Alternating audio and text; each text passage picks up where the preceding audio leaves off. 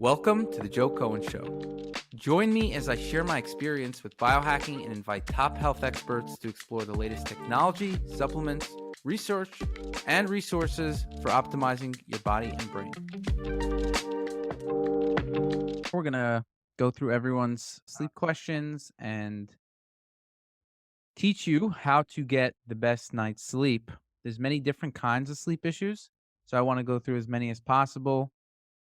The opinions here are my own opinions, or if Dr. Greg gives opinions, those are his opinions alone and not necessarily related to Self Decode. But we have him here, and he's got very knowledgeable. He's got an ND, he's got a master's, two masters, and he's very knowledgeable in a lot of these areas. So I think it's going to be fun today. All right, let's get started. How to improve sleep quality with your DNA. And it's not only sleep quality, but we're also any kind of sleep issue. Okay, so 68% of people struggle with some issue related to sleep at least once a week. So this is a very common occurrence, and most people, almost everybody, has some kind of sleep issue sometime in their life. So regular solutions aren't working for people, and DNA targeted solutions can help a lot better. We're going to go through a lot of things, though. It's not only DNA. We're going to go through looking at different kinds of solutions, but DNA can help. Looking at your DNA can help answer a lot of these questions as well. In the past, I pretty much had every issue with sleep, issues falling asleep, issues waking up in the middle of the night and not going back to sleep, not getting enough sleep, not feeling refreshed after waking up. So I've dealt with all these issues and I figured out how to overcome them very reliably, right? Now, if I don't get a good night's sleep, it means I just didn't do the things that I was supposed to be doing, which happens once in a while. But essentially, as long as I follow what I'm supposed to be doing, I have a good night's sleep every night. And that's not a natural thing for me. I had many different kinds of sleep issues. In the past, I struggled with getting enough REM sleep. I didn't usually have, based on my aura ring, I never had an issue with slow wave sleep, but I've been able to really get a lot of it. So I figured out how to get more. Normal is 2 hours, and I'm getting about, and some people don't get any slow wave sleep. I'm getting about 3, sometimes 4 hours is slow wave sleep. If you're not sleeping well for one reason or another, maybe you're not going to sleep, maybe you're whatever the issues, maybe you're waking up in the middle of the night, that can decrease your life satisfaction, in my opinion, by about 50%. It's just if you don't sleep well, your whole day is worse, in my opinion. I think this is why I made sure we had a product in Self Decode that talked about sleep. So you're going to learn how to improve your circadian rhythm, how to find the root causes of your sleep issues, and how to identify the right changes for your own body. So improving your circadian rhythm. When we're looking at the circadian rhythm, here's just some genes. There's the clock genes, per 1 to per 3, and cry 1 genes. I'm going to talk about this later when I answer some people's questions, because these are some important genes to look at for specific sleep issues, right? For example, if let's say, for example, you're not feeling tired at night, this is one of the things to do. Or if you're waking up not feeling refreshed, then the circadian rhythm, those are the two areas where the circadian rhythm is going to have the most impact, right? And the truth is, it has impacts in other places, but so you'll want to check out these genes. Our sleep report has many of these genes, and it'll flag them if they're a problem. But you can also check them out manually if you want. But these are important circadian rhythm genes. And obviously, lifestyle can change the expression of these genes. One of the things that I think that is really important is when trying to find out the root cause of an issue is looking at your blueprint, looking at what are the fundamental variants or genes that are making you more susceptible to something or to some sleep problem, and then also using that information to have better recommendations. Sleep is not an isolation thing. There's other things that can cause sleep issues. For example, anxiety, stress, depression, mood issues, trauma. And we talk a lot about these things on Self Decode as well. We have reports. It could be chronic fatigue. So there's intersecting factors that you want to look at. But then obviously there's also sleep itself, which you wanna look at, but you really have to identify if there's other factors that are disrupting your sleep. People get their DNA tested and then they just don't get any information from it, and it's important that any kind of service you use, you need to get recommendations for the topic that you're interested in, like sleep, and you also wanna understand why that recommendation is should work better for you rather than some other recommendation. And so you can understand I think it's very important to understand the science behind the suggestions and rather if we don't give you the science, then I would be suspect that that some kind of product is just making up random recommendations. And the other thing is it's important to prioritize recommendations so that you know which ones you should be trying first. And we also believe in a holistic approach, meaning that we don't only focus on the genes, we also focus on bigger picture things as well. The issue itself, you don't only want recommendations for genes itself. I say that a lot, and I think that's very important. You don't only want to target a gene and not the issue. You want to target both of them.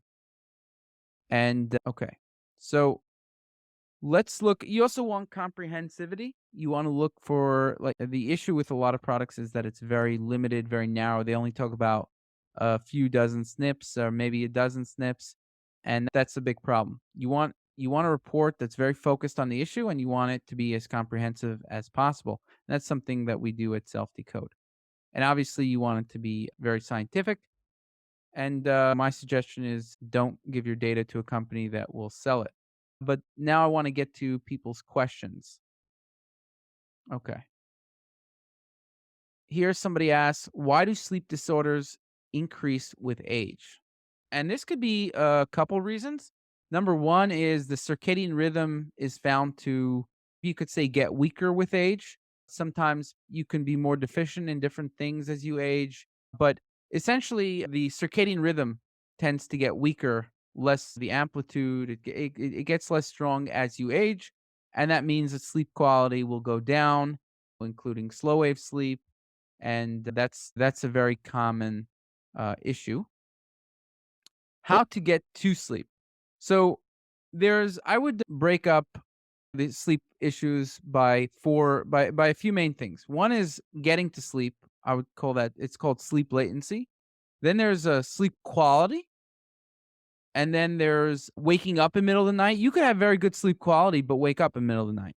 And then there's the total time of sleeping.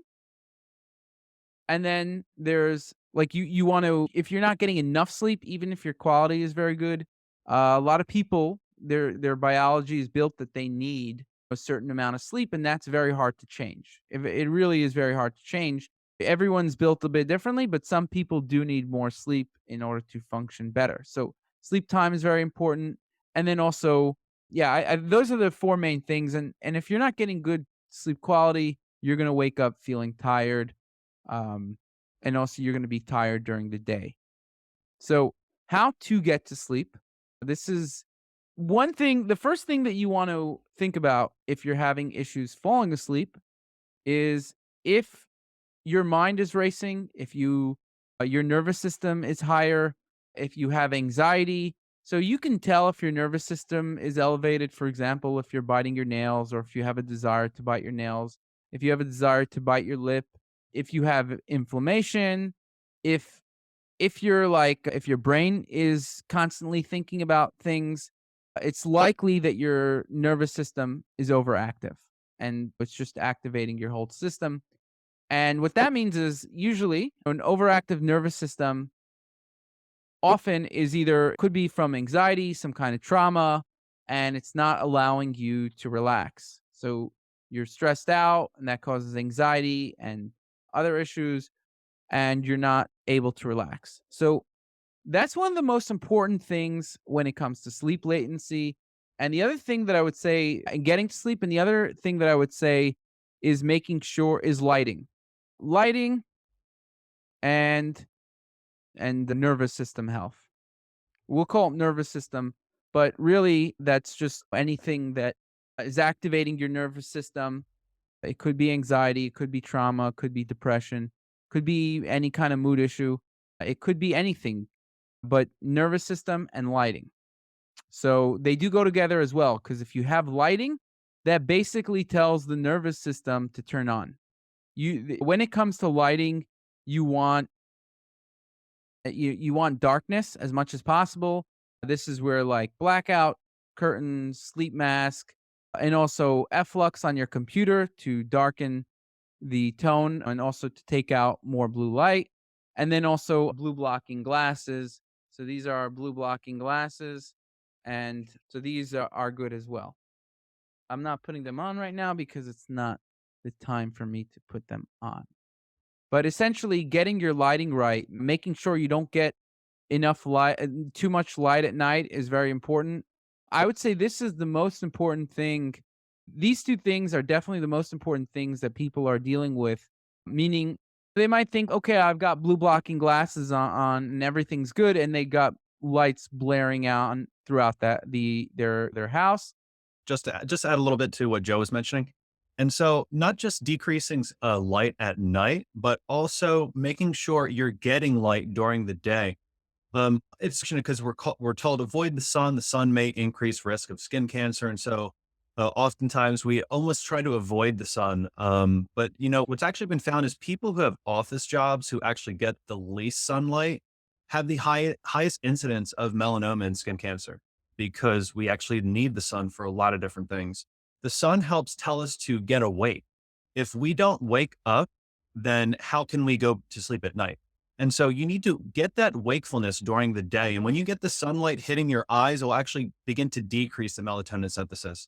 So the more active you are during the day, that will help you wind down and go to sleep at night. Because if you're not active during the day, how are you going to be inactive at night? So it's that balance of the ratio. That was great. I appreciate that's part of the lighting piece, and I think that just as important as getting it's almost as important as shutting the lighting down at night, you wanna make sure you're getting enough light in the day, and so that's part of this lighting, and it's very important to emphasize what Dr. Greg was saying about making sure you're getting enough light in the day. Another thing I would say, and this is probably, this is, I would say, a little less important, is exercise in the day. So, if you don't exercise in the day, then you're going to be, like, more jittery at night. And it might be a little harder to fall asleep, but this I would say is exercise. I would say is less important than the lighting and the nervous system. And Dr. Greg was saying lighting not only includes cutting out as much lighting as not at night, but also getting as much light as you can during the day. And when it comes to cutting light out at night, um, it's important to understand that it's the intensity of the light, so how bright the lights are, and it's the spectrum as well, right? So you don't want blue, but even some green and even some orange can alert the nervous system. But even any color of light, like red, if it's bright enough, it will alert the nervous system. So when it comes to lighting, you want no blue spectrum, you want close to the red spectrum as much as possible. Sorry, and but close to the red spectrum as much as possible, but then you want also to lower the intensity of the light. Okay. And so it's important in your sleep report. It's a bit hard to explain all these things necessarily, but we will tell you if there's circadian rhythm genes, for example, or let's say if we might recommend if we're ever recommending melatonin, then it goes hand in hand with the lighting because it means that there's genes that are affected by melatonin and you need the lighting to be proper in order to get the right levels of melatonin. But lighting in itself also has another system where it activates the nervous system. That is independent of melatonin as well.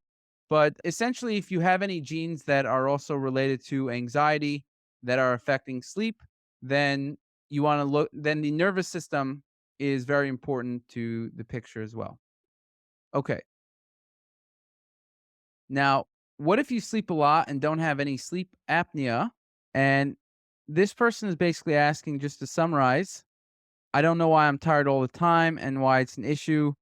So he's basically tired all day. He's sleeping at night and he's tired. He says he sleeps a lot, but he's tired all day. This is where it could be a different issue. If somebody's tired all day, it could either be that their sleep quality is really bad, in which case they want to get a sleep tracker to look at. It could be an Aura ring, for example. They want to look at their REM sleep and deep sleep. And if the sleep quality is good and then you're tired all day, then, for example, you want to look at your chronic fatigue report. You might want to look at if you have chronic inflammation. So you can get lab tests like CRP, upload them to self decode and with the lab analyzer and self decode. And so here's an example um, of where it's might not actually be the sleep itself, right? This person's saying they don't have sleep apnea or breathing conditions. But either way, even if you did, it's likely that you would, if you're seeing that the sleep quality is good on one of these trackers. And by the way, I have the Aura ring here. If so I'm testing, I look at my REM and deep sleep every night. I know how much I got, and so it's very important to, if you really wanna be serious about this, I think it's important to track your sleep in some way. Apple Watches can technically do that as well. I don't like them because they also emit lighting. So you have to be very careful about that. But essentially, you this could be a different issue that somebody's dealing with. It could be this person could be dealing with depression, they could be dealing with trauma, who knows? What would you have to say about that, Dr. Greg? Yeah, so there's a lot of different things, right? And so that in this type of situation, you have to do basically, I would say, a full kind of understanding of what are you doing throughout the day? When are you waking up? What level of activity are you doing? If you can't maintain activity, which seems to be a lot of issue, right? How can, if you're not getting good sleep and you don't have energy, how can you have the energy to exercise? And so there's a lot of different workarounds you could do around that. If there's impediments with eating a healthy diet, how do you eat a healthier diet so that you can have the nutrients that you need to sustain yourself to have the energy? So there's a lot of different things there. And that's where I'd say make sure that you're working with a health practitioner that's knowledgeable, that can help analyze these areas to figure out, well, for you specifically, what is going on. And that's also where the genetics come in as well. Maybe your genetics could be impacting something along this chain of having energy during the day, but being able to wind down at night. Okay, great, great answer. So yeah, nutrition, diet, there's a lot of factors that could be relevant. It's something that you want to conduct a lot of tests. You want to do sleep tests. You want to do lab tests. You want to do look at your genetics in different categories. But this is you have to look at this in a holistic way. This is not necessarily a sleep issue. Okay, I'm 78, still working, need 8 hours of sleep to function. This person's saying that they wake up at or before 5 a.m. and then they go eat breakfast, they go back to bed, listen to a podcast, and fall asleep again around 8 a.m., getting the 8 hours. So basically, the main issue this person is dealing with is waking up in the middle of the night. They're essentially getting up a little too early and they're still tired. Now, one of the most important things to do for this is, and this is something that I've dealt with as well for a very long time, and I was able to fix it. Number one, the worst thing that you can do is when you wake up at 5 a.m. or 3 a.m. is to open your eyes, and it basically is to open your eyes, right? Because it's very likely that there is some kind of lighting in the room that is going to basically alert you to some degree or another, right? Unless it's completely pitch dark, in which case you won't be able to see where anything is in the room. You will not be able to identify anything in the room. That is pitch dark. And so if you're sleeping with if you have light in the room, number 1, you need so first of all, I sleep in a pretty dark room, and then I also have a sleep mask, right? And this is like a double protection against light getting into my eyes. So, for example, 5 a.m., one reason that this person could be getting up at 5 a.m. is because they don't have a really good they're getting light, basically like even a small amount of light coming in from outside because of the morning, right? And in the summer, you get some light at 5 a.m. That will be able to wake you up, right? And historically, people have woken up at the right when any kind of light starts coming up. They went to sleep much earlier, let's say 8 p.m., it got dark. Let's say it would get dark at 7 p.m. on average. You go to sleep at 8 p.m. and you wake up at 4 a.m., right? And that kind of makes sense, right? But when you're going to sleep at 11, 12, and then it starts to get light at 5 or 6 a.m., you will get up if your light is not completely screened. Now, again, it's very hard to get all the light out, and so you have to also wear a sleep mask as well, a comfortable sleep mask. So there's a lot of sleep masks out there. You got to make sure that whatever you're wearing is comfortable and that it's not falling off, because if it falls off in the middle of the night, then it doesn't help you with this problem. So that's number 1. Number 2 is you wanna make sure that you are eating enough calories in the day and that you're eating not too far from when you go to sleep. For example, and also carbs will help with this, but essentially, if you're, let's say, eating your last meal at 5 p.m., 12 hours later, your body is going to start feeling hungry. So 5 a.m., you're gonna start feeling hungry and you're gonna wake up and you might get hypoglycemia, and your body has to activate the nervous system in order to counteract a potential hypoglycemia. So if you don't eat too much before, it's a problem. If you eat right before bed, it's also a big problem, right? So you need to eat around 3 hours before you go to bed, and you have to make sure that you're getting enough calories in the day. Meaning if you the most important thing is dinner, is timing your dinner, but also getting enough calories in the day, right? Because your body does sense how much if you're in an energy deficit, but dinner is definitely the most important, and the timing of the dinner is definitely the most important. I also think, number 3 is the nervous system, right? The nervous system starts kicking in based on the circadian rhythm. So if the circadian rhythm is not working well, then you need to either it's not working well or it could be working well, but it could be that you're going to sleep too late. For example, the thing is, you could decide when you want your circadian rhythm to be if you really are careful with the light. So your brain does not know when it's daytime or nighttime as long as you have those light cycles well done, right? As long as they're timed and good. So for example, if I'm traveling, let's say, or if I have to, sometimes I have to work late, it's not so bad to go to sleep, let's say, at 12 or 1 a.m., as long as you're consistent with that and as long as your light cycles fit into that. So that means you really have to bulletproof your light when you're waking up to make sure you're not getting enough light. Yeah. So in terms of the 5 a.m., it could be that the individual is also stressed.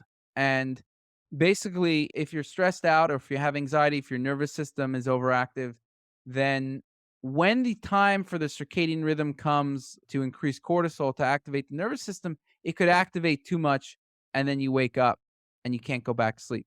But I find that in general, it has to do with the lighting. So if you're waking up at 5 a.m., and you know that's not enough sleep for you, do not take off your sleep mask. Do not look. Do not open your eyes. If you open your eyes, you're activating the nervous system essentially, right? There's light. You have to just keep your eyes closed, keep your sleep mask on, and you will go back to sleep in 15 minutes or something like that. Rather, if you wake up, eat something. First of all, this person's training their circadian rhythm to be so that they wake up every 5 a.m. Basically, part of the circadian rhythm training is that is when you're eating. So if you train your body to eat at 6 a.m. every day, your body is going to start getting up at 5 a.m. because it knows it's time to eat at 6. This person is doing quite a few this person could be doing quite a few things wrong.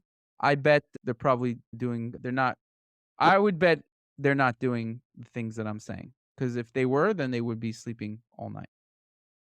But it also depends on what their genes are. So it's very important to look at the genes as well, because again, it could be different kinds of issues. Is it from anxiety? Is it from the overactive nervous system? Is it from Maybe that this person is maybe their quality of sleep is not so good, maybe their deep sleep is not so good.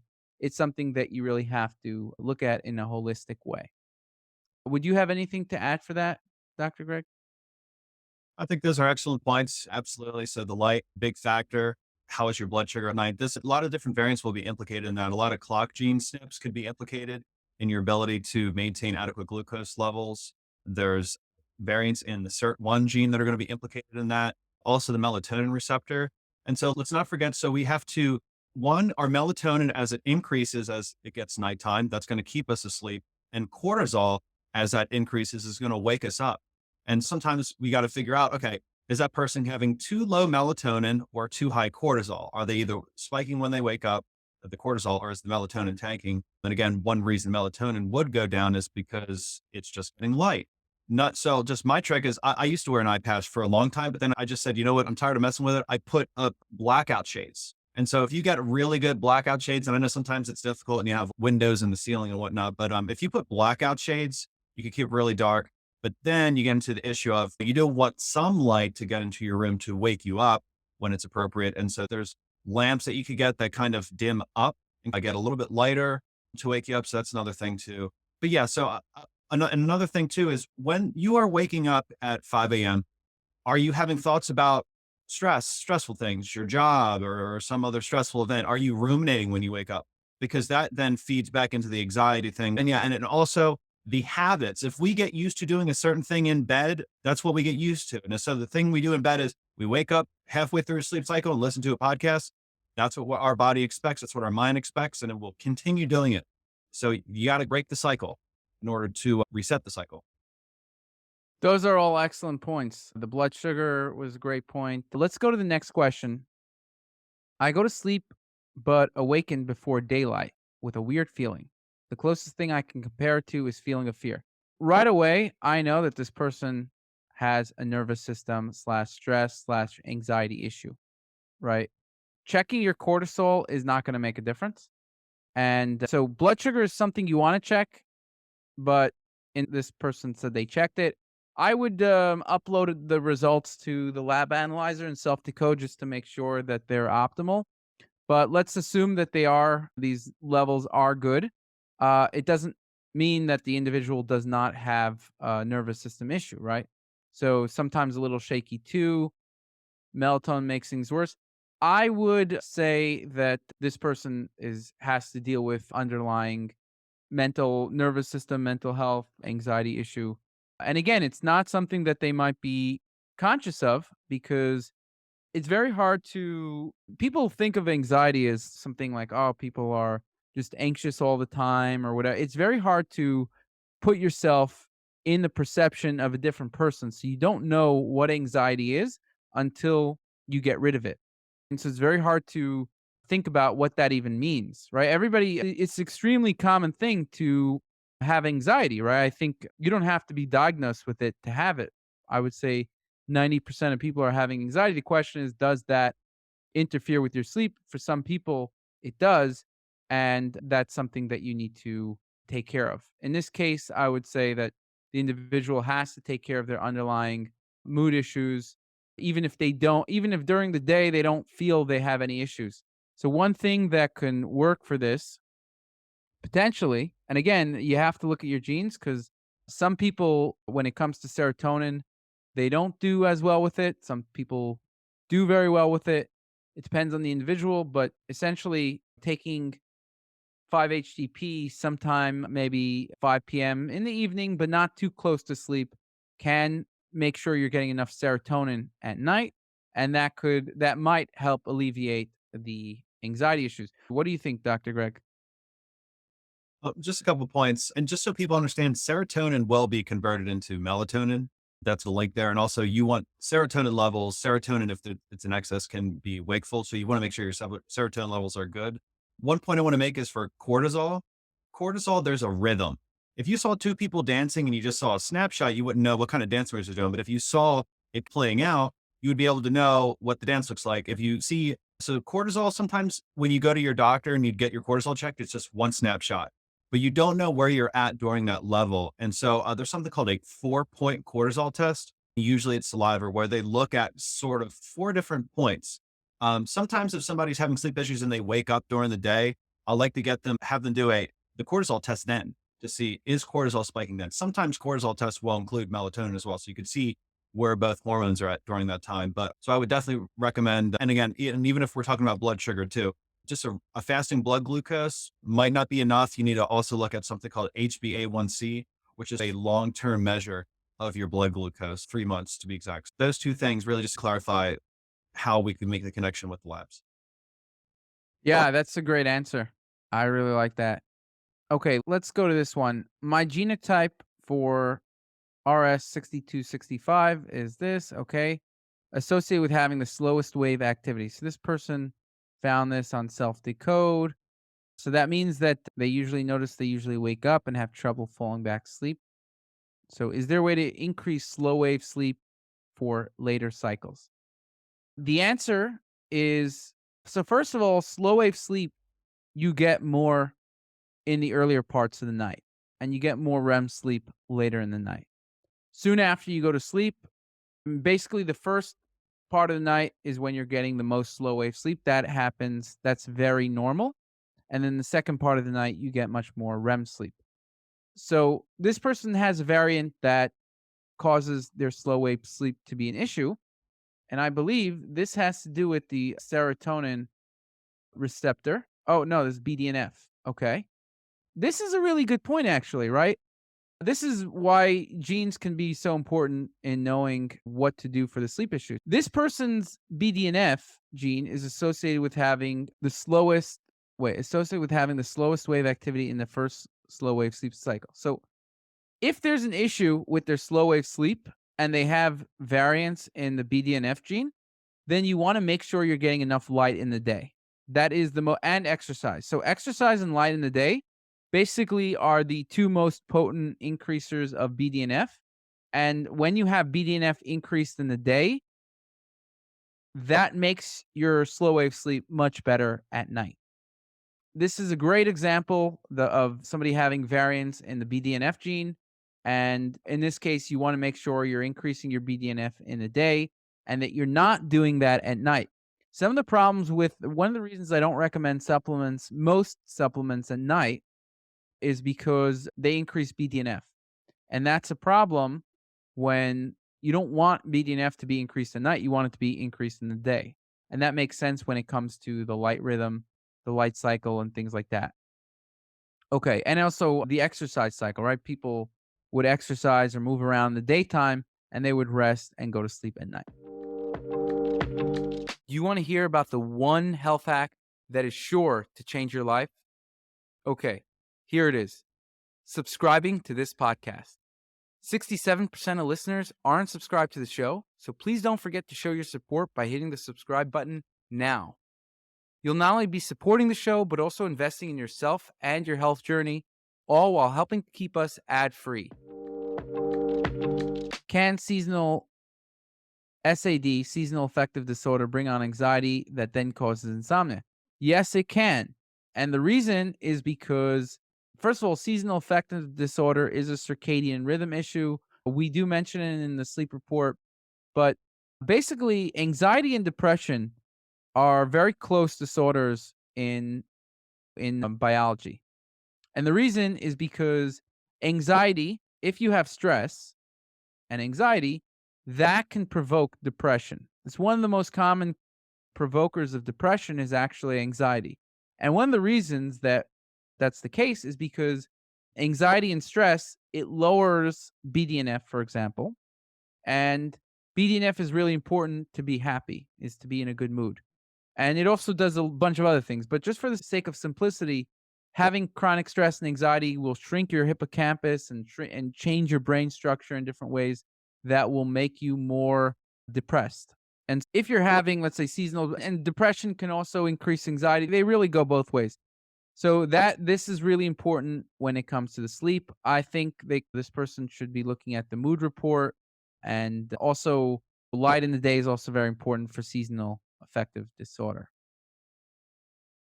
Here, an individual asks about their melatonin genes, and they have basically have risk variants for their melatonin genes, which is important to look at. And they also have a gene that slows the breakdown of melatonin. I'm assuming they found this in self decode. How do I modify when the genes are both slow breakdown and decreased response to melatonin? So one way is to make sure your light at night is taken care of. You got the blue blocking glasses. You're going to secrete more melatonin at night, and also, of course, so the lighting is a huge factor, and that's why I spoke about that, because if you have variants like these, right, in which case you need more melatonin, I spoke about that in the beginning, so you can rewind a bit and some of that information. But also, we see that there's genes involved in the breakdown of melatonin. I'm curious what your opinions are on this question, Dr. Greg. Sure. I was actually reading about this a little bit last night. This specific, the gene product of MTNR1B is expressed in the beta islet cells of the pancreas. These are the same cells that will be producing insulin. And so if our diet is going to be really crucial with this, because if we're eating foods that are constantly spiking insulin and spiking glucose, we're going to be causing abnormal expression of this protein. And so this one is, as Joe had mentioned, light, absolutely very important. Also the diet and the content of the diet. And so you individuals with this may want to trend towards a more lower carb diet and a more high fat diet. So you're not causing or just avoiding things that would be contributing to abnormal fluctuations in glucose that would be affecting the insulin levels. And I'd say that's a big one for this particular variant. I have days that I can fall asleep all day, and then there's days I don't. Why is that? It's I'm sleeping okay 1 minute and the next not sleeping, or I'm up all night and I go to bed the same time every night. Why is this? What do you think about this, Dr. Greg? The thing they mentioned at the end is the stop sleep apnea. If you have sleep apnea, there's lots of different, and the degree of sleep apnea, are you stopping breathing at night? That's also going to be affecting your body wants to breathe at night. Your body wants oxygen. If that's the case, then you have to figure out what is causing that. And do you need, sometimes people need an appliance for the sleep apnea. I think that might be also having your doctor guide if there's something additional that needs to be done. Because if there's sleep apnea, there's going to be some rough nights and there's going to be some good nights um, with a lot of things affecting both.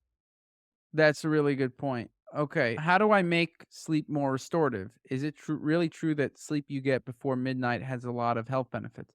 So instead of before midnight, after midnight, if you can control your light cycles, then the midnight is whatever midnight you make it to be, more or less, right? But essentially, you want to go to sleep at the best at the times that are best for you, meaning when you normally go to sleep, because your body is trained to do that. It gets into that rhythm, and so it's not necessarily before midnight, but for most people it is before midnight because it gets dark, and there is a really, it depends what time they're waking up, right? So if they're getting light, let's say at 6 a.m., then that trains the circadian rhythm in a certain way. Doesn't matter what time you went to sleep, right? So if you go to sleep at 4 a.m. and you wake up at 6 a.m., the light is going to it retrains your circadian rhythm to say, today the start of the day is 6 a.m., the end of the day should be, yeah, the end of the day should be 8 p.m. or whatever it is, right? Or 9 p.m. It's whatever, whenever you start to feel more tired, that is a cue that your circadian rhythm is telling you to go to sleep. This person's asking, is napping okay? How long is too long to sleep? I don't think there's too long to sleep, to be honest. I think if you're getting good quality sleep, then you shouldn't sleep more than 8 hours, right? Like if you're getting good quality sleep, I don't see how it's possible really to sleep more than 8 hours on a long term basis, unless you're dealing with some kind of underlying illness or inflammation or some kind of health issue. But assuming no underlying issue, I don't think it's almost not possible on average to sleep more than 8 hours if your sleep quality is very good, right? It's about 8 hours, right? It could be 7.5 to 8.5, but essentially that's an amount that you shouldn't need more than. And I don't think you should be napping. If you're napping in the day, it means that you didn't get good sleep at night. So you want to find out why that happened. What do you think, Dr. Greg? So I'm a professional napper. I love napping. Napping is how I catch up on sleep. But with that said, studies have shown that if you nap for 20 minutes, it can be good. It's restorative for the brain. If you nap for 90 minutes or longer, what could then happen is you actually will disrupt your sleep cycle and maybe having difficulty sleeping that night. So just keep that in mind that if you've napped for very long, you may impair your ability to fall asleep later on that night. And then also, yeah, so if you are depressed and you're lying in bed and you're sleeping 9, 10 hours, there's another issue there. And so it is possible that too much sleep could be a bad thing, depending on why. If you had several days where you slept 4 hours, 5 hours, 6 hours, and you caught up for 10 hours, I see no problem with that because then you're just restoring yourself from the lack of sleep that you've had previously. So I'm a big fan of if you need to nap a little bit, that's fine. And if you need to catch up on sleep, that's fine. You have to make sure that eventually, as Joe was saying, there's a regular rhythm to your sleep. That's the ideal thing that you want to shoot for here. What my REM numbers are low via the R ring data, nearly always less than 1 hour, sometimes as little as 6 to 7 minutes. That is a big problem, despite feeling rested and getting 2 hours of deep sleep. How do I specifically increase my REM minutes? So I'm going to teach you a very unique hack here. I found that one of the things to increase REM sleep is reishi mushrooms. And there's 20 different kinds of reishi mushrooms that I've tried. Some of them are actually awakening. But when it comes to certain herbs like reishi, it could be you can have 20 different effects from 20 different herbs depending on where they're from, how they're extracted. I find there's a four sigmatic reishi sleep tea, and I've tested that for quite a while, and I found that it increased my REM sleep because naturally my REM sleep is also a bit lower, never 6 to 7 minutes. But my REM sleep was before, I think, an hour and a half, but you want it to be over 2 hours. And I got it over to 2 hours. So now I get 2 hours of REM and I'll get 3.5 hours of deep sleep via the Aura Ring data, sometimes 3 hours. The REM and the deep sleep do compete with each other. So if you start getting more REM, you'll get less deep sleep as well. But yeah, you could see this is an example. So yesterday, this is my Aura data, and you could see that my REM sleep was an hour and 50 minutes, which is good. And then my deep sleep was 3 hours and 23 minutes, which is very good. So 1 hour and 49 minutes is still good. It's still a good amount. But this person is saying 6 to 7 minutes. That is a very big issue. Okay. Can a person continuously take melatonin? Dr. Greg, do you have any ways to increase REM sleep? Oh, another one that I would just mention is making sure you're getting enough choline because choline basically increases REM sleep. So acetylcholinesterase inhibitors can work on that. Yeah, I think if you're not getting REM sleep, even if you don't have any issues from that, let's say you feel despite feeling rested, it will impact your memory, right? Because REM sleep allows you to remember things. It does a lot of things in the body. So making sure you're getting enough, your brain has enough acetylcholine with enough choline. So that could be from alpha GPC. It could be from something like huperzine A, but that is I prefer the reishi mushroom tea, but I also do the make sure my acetylcholine levels are good. Um, Dr. Greg, what would you have to say about that? Yeah. So in preparing for this, I was trying to look at the melatonin content in foods, and mushrooms of all different sorts had the second highest amount of melatonin compared to many other foods. And so other foods were around like sometimes 5 nanograms per gram or sometimes 20. Mushrooms were 4,000 to 5 to 6,000 nanograms per gram of melatonin. And there's lots of melatonin in there. The number one thing was pistachios, which was 200,000 nanograms per gram. And so it's the only other food that's a little bit of more melatonin. I'll eat some pistachios at night for melatonin Why don't you just take melatonin? because sometimes I want to stabilize the blood sugar. And so the pistachios or some food items would help with I actually will take melatonin as well. Let's put it that way. O But okay. some people don't want to take the supplement. But then also, so if I'm not getting REM sleep, it's likely because I had too much caffeine during the day. And so my up kind of hack is to take theanine. Theanine will help increase REM sleep, but it will also help counteract the sort of excessive effects of caffeine. And so that's my go-to thing there. Yeah, that's a really great point. So one of the biggest blockers of REM sleep and slow wave sleep. So the worst things that you can do for sleep, and we haven't mentioned this before, is marijuana, alcohol, and also caffeine. Right. So, and you can, you'll see if you do any of these things, your sleep numbers are going to go down. It's just, even if you have no problem with it. There was an interesting, I was listening to an interesting talk by a sleep expert, and he was basically saying that there's some people who they smoke a lot of pot, and then let's say they go clean for a month, and then they get the craziest dreams ever. And why does that happen? Because it's something called REM rebound.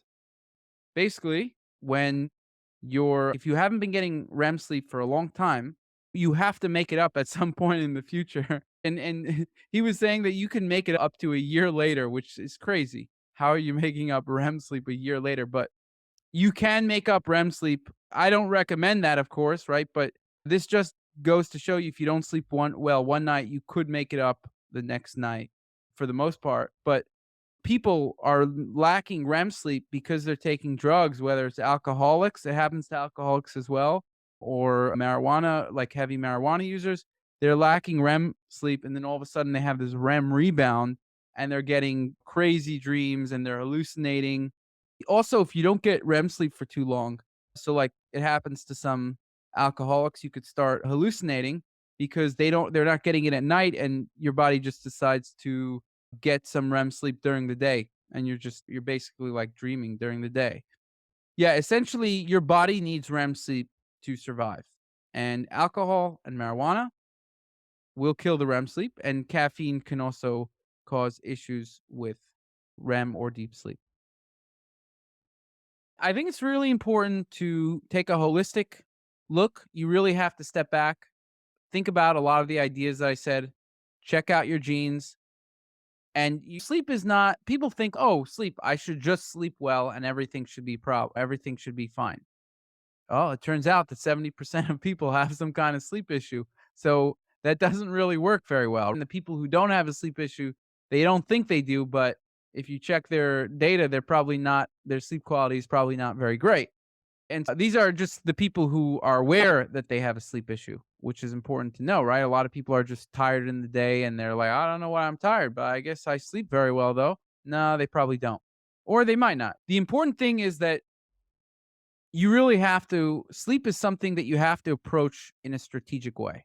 If we're having a takeaway here, you really need to look at a whole bunch of scenarios, a whole bunch of situations, and you need to look at what is going on in terms of your sleep. So, some of the things, let's see, did I not mention anything? Glycine in general is a good supplement to improve sleep quality. It's something you also want to check your genes, but I would say that's a general good one that doesn't make you pee. It makes you more fresh in the day. So that's one of the few general kinds of sleep suggestions that I would have that could broadly be used for many people. And I make sure glycine is something healthy to get anyway. So I make sure to get 3 grams in the day, and collagen has glycine. That's very important. Otherwise, there is no one sleep hack that is going to solve all your issues. You have to understand and look strategically, what is it that is causing your sleep issues? And then you can start to understand what is going on. So I think we're gonna end it here, and I hope you got some great information out of this. There was a lot of things that we discussed that you're just not going to get anywhere else. But yeah, the main takeaway is that you need to really think about and test where your sleep problems are coming from. And so to do that, there could be some lab tests, genetics, or just like looking at what kind of sleep problem you have and what could be the issue. Okay. Thank you very much, everyone. And thank you, Dr. Greg. And we will be in touch. Have a great day. Bye bye. 67% of listeners aren't subscribed to the show. So please don't forget to show your support by hitting the subscribe button now. You'll not only be supporting the show, but also investing in yourself and your health journey, all while helping to keep us ad free.